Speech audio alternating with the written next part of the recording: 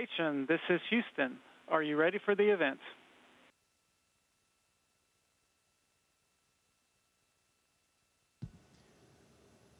Houston, this is station. We are ready for the event. Houston ACR, this is Mission Control Houston. Please call station for a voice check. Station, this is Houston ACR. How do you hear me? Houston ACR, this is station. We have you loud and clear. How us?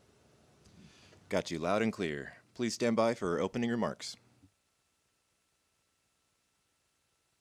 Hi, I'm Frank Lucas, Chairman of the House Science, Space, and Technology Committee, and I'm proud to represent Kingfisher in Congress. And I'm excited that our students have the chance to ask questions about life aboard the International Space Station. Conversations like this spark an interest in STEM fields that can last a lifetime. This is a very exciting time in our nation's space program, as the Artemis missions begin our journey back to the moon and then on to Mars. Who knows? Maybe one of the students we hear from today will one day land on Mars. Let's dream big. Now, let's get to the first question. Hi, my name is Ethan Karcher, and what I want to know is how you guys exercise and what do you do to work out? All right, well, Representative Lucas and Kingfisher High School, welcome to the International Space Station. On behalf of Expedition 69 and the entire NASA team, it's an honor to have you guys up here with us. So Ethan, we actually exercise about 2 hours every day, and that's because it's really important to help us maintain both our muscular and bone health and our cardiovascular health. And so we primarily use 3 machines. One is called ARED, which is a resistance machine. It uses 2 vacuum cylinders and a couple of flywheels to provide very similar resistance to what you would feel if you were lifting free weights back on Earth. And so we do a lot of lower body exercise on that machine. And then for our heart health, cardiovascular health, we can either run on the treadmill or we can use a stationary bike called SpaceVision. The fun thing about the treadmill is that you're actually running facing the ground because, again, up here in microgravity, there is no up or down, and so it just happens to fit best against the wall, and we run facing the floor. And then the cool thing about SpaceVision is that it doesn't have a seat, and that's because you don't need to support your upper body. So you use shoes to clip in like you would into a road bike or a stationary bike with clip-in shoes, and you just pedal while holding yourself in place with your hands. Hi, I'm Wyatt Long, and I was just wondering how long it took you to train to be on this mission.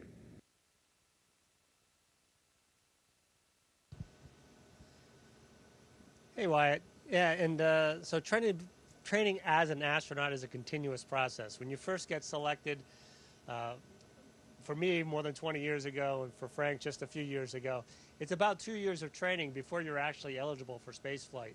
And after that, you're continuously training and maintaining your proficiency. But when you get assigned to an actual specific mission, it's about 2 years of training to cover both the International Space Station training that's specific for your increment and what's been updated since you were last proficient, as well as the vehicle that you're going to be riding on, whether it be Soyuz or Dragon or Boeing in future missions. Hi, I'm Angela Munoz, and I'd like to know what the most unfavorable thing about space is. Hey, Angela. That's a great question because there's a lot of awesome things about being in space, but there's a couple of things that are kind of hard. Probably for most of us, the hardest thing is being away from our loved ones for a long period of time. But there's also a lot of physiological changes that happen to our bodies that can be really hard. We're exposed to a lot more radiation up here because we're outside of our atmosphere, which provides a lot of protection for us back on Earth. Also, the fluid shifts that you have because of microgravity can affect some people's eyesight, can affect how you feel. You can get a lot of congestion and some headaches because a lot of that fluid that is normally in your legs ends up in your upper body. And then also, one of the biggest things we find is that because we're not walking, we're not standing, we lose a lot of muscle and bone density in our legs. And that's why we exercise so much lower body exercises, and that's to provide that resistance to hopefully maintain our muscular endurance and our bone density, which helps us when we get back on Earth. Hi, my name is Reed Witt, and I would like to know what you guys do with your trash on the International Space Station. Yeah, we do generate trash here on the International Space Station. We try and reuse and minimize the amount of trash we do generate. We obviously recycle all our water, but we find multiple uses and reuses for most of the stuff we have coming up here. But we do generate trash. A lot of it gets burned up. We put it on resupply vehicles. The Cygnus resupply vehicle we have now, when it comes back to Earth, it'll actually burn up on entry, and we'll have loaded it full of trash, things that are disposable. We do have other ways of getting rid of trash. We actually used one of our Dragon resupply vehicles, and we flew some of it back down to Earth successfully. And we also have the NanoRacks airlock, which can be used for trash disposal as well. And that's a airlock that's attached to a different part of the space station. It's a little different than this airlock. It actually goes on the one of our hatchways, and then you take it off, they turn it away with using the robotic arm, and they can release trash. So we do have a few different ways of getting rid of trash, but we really try and minimize the amount of waste we have. Hi, I'm Audrey Long. How do you adjust to life after seeing how small you are compared to Earth and space? Hey, Audrey. You know, that's a really insightful question, because I think when you're up here, you do appreciate how small we are as a space station, especially as a people. And also, you know, you're humbled by the fact that you're up here representing the NASA team, our nation, and all of humanity. I mean, there's only 7 of us up here in space right now on the International Space Station. You also look down at the Earth and you realize how unique it is as you look out at the rest of our solar system, and really for the most part you just see blackness. And so all of those things hopefully combine to make you feel like you need to be a better person when you come back to Earth, that you need to represent the team well, and that you need to be kind to others, because really, again, our Earth is all we have, and so we need to protect it and protect each other as we move forward. Hi, my name is Andrew Long, and I'd like to know what re-entry is like.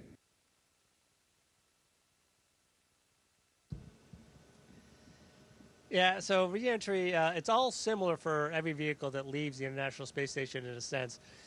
You depart from the space station, you do a series of burns to take you safely away from the International Space Station. And then for entry, my previous 3 flights, I was on a space shuttle, and for entry we came in and we landed on a runway, which was really nice. But your entry through the atmosphere on all of the vehicles is very similar. The atmosphere slows you down as you come in. So you do a deorbit burn to slow down initially. That allows you to enter into the atmosphere and as the atmosphere gets thicker and thicker and you descend into it, there's more and more drag. There's also more and more heating. So we get plasma evolved, which is that orange glow what we will all see as we're re-entering. For Soyuz and Dragon, they both land under parachutes. The Dragon lands in water and the Soyuz will land on land. And those rides are similar. You'll have drogue chutes that will pull out and you'll feel that. And then you'll have the main chutes will pull out, and you'll really feel that when they catch the air. And you'll slow down, and hopefully we'll gracefully touch down on the water for us and on land for Frank. Hi, I'm Savannah Rehrman, and I was wondering, what is the most interesting question you've ever received about your career path, and how did you answer it? Hey, Savannah, first of all, we really like your jacket. You know, I think the most interesting question I've been asked, or most difficult question, is what was my biggest failure? And I think that's a really important question, because it's important to know that even as astronauts, maybe especially as astronauts, we fail a lot. And it's okay to fail. It's not okay to fail because of a lack of effort or because of a bad attitude or because you just weren't ready when you could have been. But it is okay to fail because you're trying really hard things or you're challenging yourself. Matter of fact, if you're not failing, you're probably not doing that quite enough. And so you want to challenge yourself even as you have successes as you go on. You know, for me, I've been lucky enough to have several careers at this point. And along each path, I've had major setbacks or major speed bumps that I hit. But always I was able to learn from it, kind of pick myself up and continue forward and be better off because of those experiences. Hi, I'm Brantley Johnson, and I would like to know, what do you do for entertainment?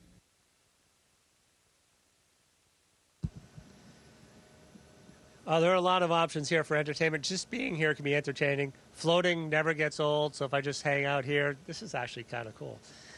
So that's a good thing. We do have movies. If we want to watch movies, you can look out the window. We can take pictures. There's some musical instruments on board. But really, it's just a lot of fun to hang out with your crewmates. They're great people, and they're really a lot of fun just to hang out with. They're always very entertaining.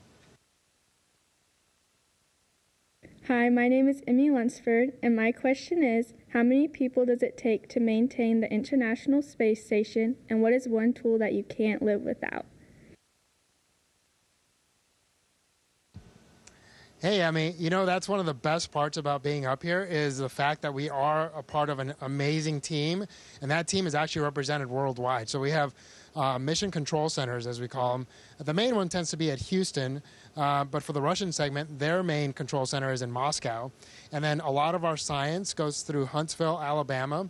And our international partners, the European partners, have a control center in Munich. And then our Japanese partners have a control center in Tsukuba in Japan. And so you get to talk to all those people throughout the entire world almost every day. And so that's a really cool part. So I would say it takes hundreds and possibly thousands to keep this incredible machine running. Up here, we only have 7 people at a time. Sometimes it's a few less, sometimes it's a few more, but on average, it's about 7 people. And, you know, the one thing that I think that we can't live without, well, there's several really, but it's important to realize we have to maintain a small, essentially miniature Earth environment on here on the space station. And so the air that we breathe is really probably the most important thing that we have to keep an eye on. And so we have machines that scrub the bad things out of the air, and then we have oxygen generators that use electrolysis to produce oxygen. And without those, we would probably have to leave the space station pretty quick, probably within a few days. Hi, I'm Colton Livingston, and I'd like to know, what was your craziest experience as an astronaut? Oh, my craziest experience as an astronaut. That's hard to say. It depends on how you define crazy. Every launch has just been absolutely amazing. And then the EVAs I've managed to do, spacewalks, they've been absolutely amazing as well. It's hard to say what my craziest experience. That's a tall task, actually. But it's all been so enjoyable, and we've been so well trained, and things are so well understood. Crazy is probably not the right word for it, but exciting. It's incredibly exciting opportunities, and I'd probably put my spacewalks and some of the events during them probably at the height of that. Hi, my name is Josh Finley, and my question is, what do you do if you get sick on the International Space Station? Hey, Josh. Well, actually, Steve just pointed to me because I'm the resident doctor on board right now. But actually, we all get medical training, and sometimes you don't have a doctor on board. And we all go through some pretty rigorous training to make sure that we can help each other out while we're up here. One of the things that we do is we try not to get sick. We try to stay healthy, and we actually quarantine for a couple of weeks prior to launching. Now, we're all familiar with quarantine after the past few years, but we've been doing that ever since the International Space Station started. And that's because you basically don't want to show up sick. And once you're up here, you're really only exposed, like I said, to about 6 other human beings. And because we're all generally pretty healthy, you don't have a whole lot of new viruses that you're exposed to. So generally, we all stay pretty healthy. And then we're really careful, and we try not to get hurt while we're up here, because that would probably be one of the highest risk things, is having an injury that we just couldn't deal with up here and maybe force us to go home. But for the most part, the team keeps us incredibly safe, and we stay pretty healthy up here. Hi, I'm Addison Price, and my question is, how do you wash your laundry?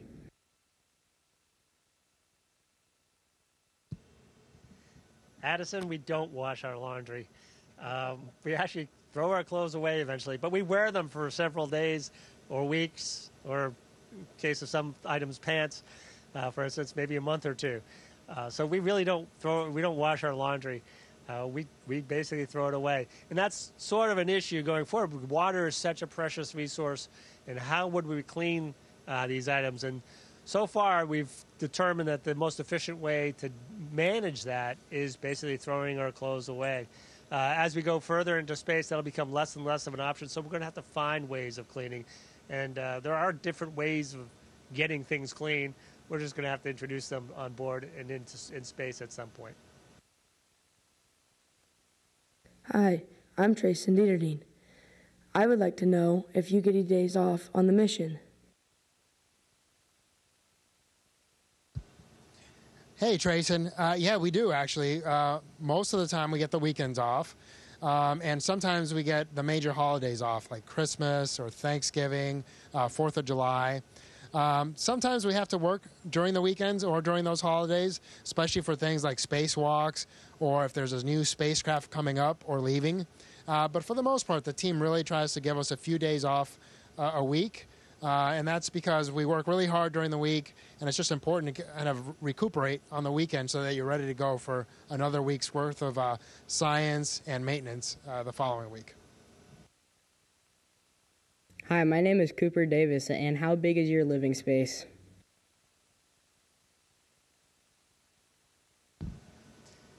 Cooper, actually, we've got a lot of room on board the International Space Station. It is a laboratory, however, and there's wires and computers and power supplies hanging off of everything, so it's really not a living space. Our actual little living spaces that we live in is about 3 foot by 3 foot and just over 6 feet high, and that's called our crew quarters. And we have a computer in there, and that's where we sleep. But we actually just use the whole volume, which is about as big as, I say, a 5-bedroom house, essentially, which is very spacious for the 7 crew members on board. So you have a lot of living space, but it's not the type of living space where you have a couch and a TV and can just kick back and relax. Hi, I'm Brody Bowden. How do you deal with working under constant pressure? Hey, Brody. I think the best thing that you can do is just be really well trained, and the team does an amazing job of that. And so when you show up here, your training has been so good that generally you don't feel a ton of pressure. Now, we do have cameras everywhere, and the team's watching, and obviously we're doing a lot of important science. This is the most expensive thing ever created by human beings. So there is a little bit of pressure to make sure you don't break things. But our training is fantastic. We also practice on doing a lot of high-pressure things back on Earth. We'll fly supersonic jets. We'll go out into the wilderness to do some training. We do underwater training. We train for our spacewalks. And all those things kind of combine to help you deal with that pressure and just kind of remain calm even in stressful situations. Hi, my name is J.W. Struck, and I was wondering, how do you like living on the International Space Station? So living on the International Space Station is pretty fantastic. They maintain it in a very comfortable way. We do have the ability to rest once in a while on weekends. We have some time off. The most difficult thing is being away from home and family. So Frank has been up here for almost a year, and he'll pass a year before he gets home. We've been up here for 6 months, and obviously it's very comfortable. I feel pretty well rested, pretty well ready to go, and so living on board is pretty comfortable. They really try and take care of us. And as we go further and further into space and have longer and longer missions, that becomes even more important. Food, sleep, your schedule, your ability to communicate, all those things impact your quality of life. And they're really important things that we need to understand before we do more. I'd like to thank our students for taking part in this event today and for asking those insightful questions. And I'd like to thank NASA for giving the students of Kingfisher the chance to express their curiosity and learn firsthand from an astronaut about life in space. I encourage you to keep that sense of curiosity and keep learning throughout your lives. Station, this is Houston ACR, and that concludes the event. All right, Representative Lucas, thanks so much, and to the students of Kingfisher, take care.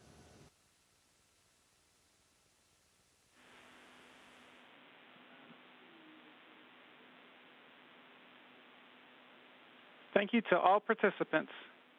Station, we are now resuming operational audio communications.